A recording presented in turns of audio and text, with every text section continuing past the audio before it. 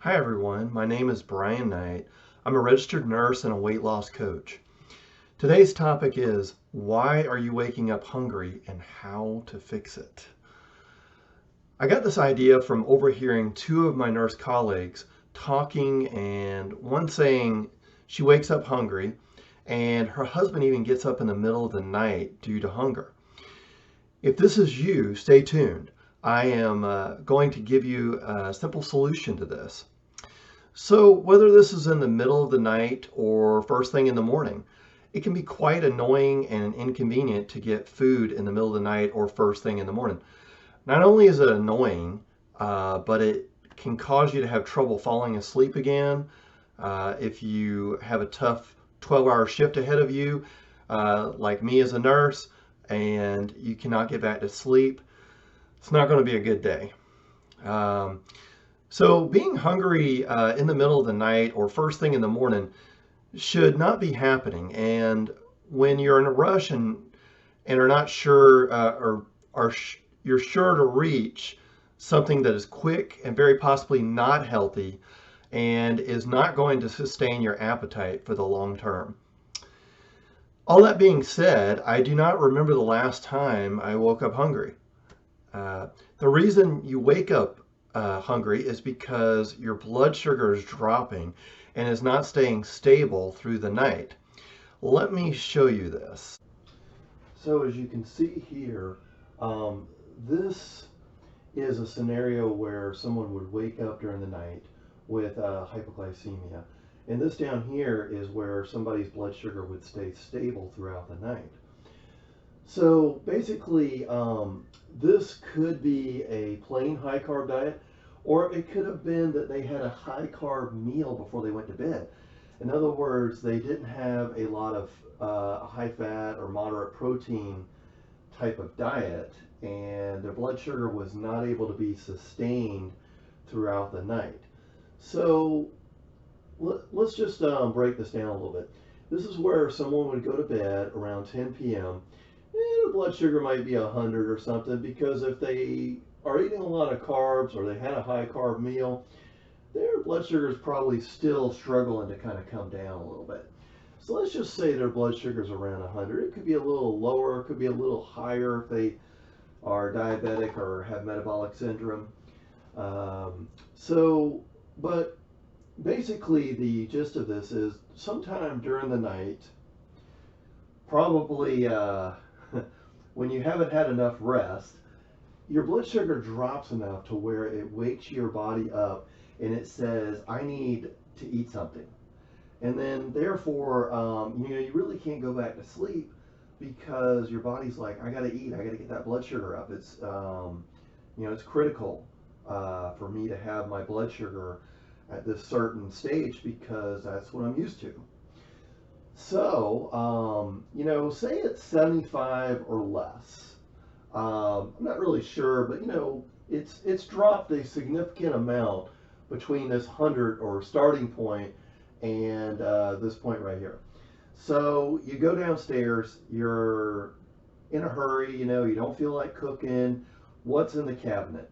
And we're going to grab usually unhealthy stuff to try to put that blood sugar back up so we can go back to bed. And then again, we're getting all that blue light that's entering our retina, and then that's making our body and our brain think that it's morning time and I need to get up. So that's going to make it challenging, which is suppressing your melatonin.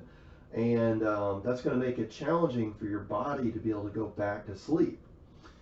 So, and not only is it disturbing your slow sleep cycle, or your deep sleep, sorry, excuse me. But anyway, so then you're going to wake up around 6 a.m. So here's a different scenario. You eat a high fat, moderate protein diet, your blood sugar starts off at 90 blood sugar and stays stable throughout the night, going up and down. And then in the morning, you may get up and it may be like in the low 80s.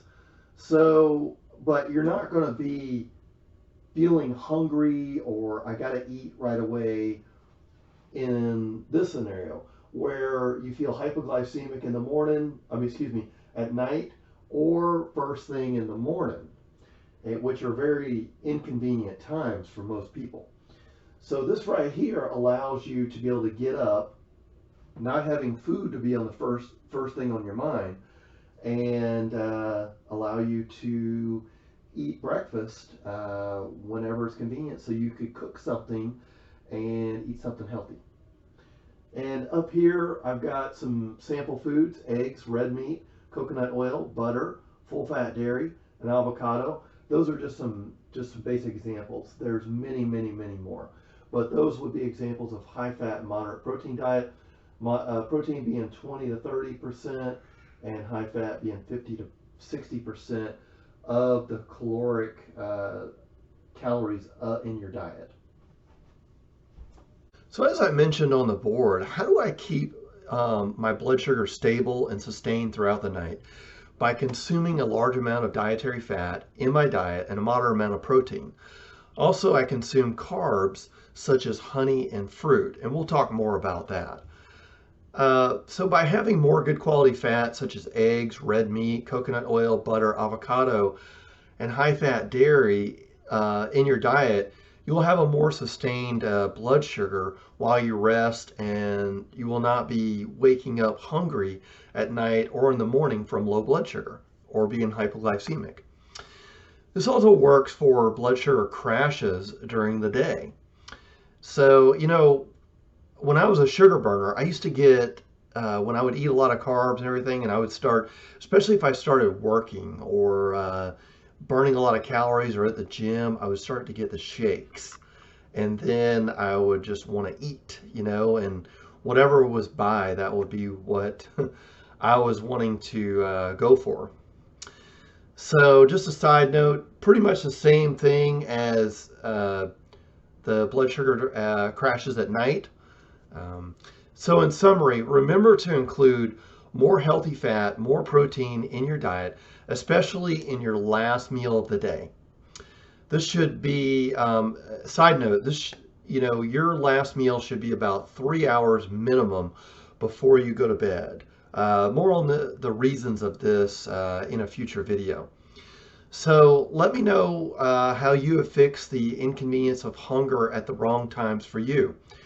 Please share in the comments below, subscribe to my channel, and let me know what you would like for me to discuss next. Also, you can find me at brianjknight.com, and like this video if you want more material like this. I will see you in the next video. Bye for now.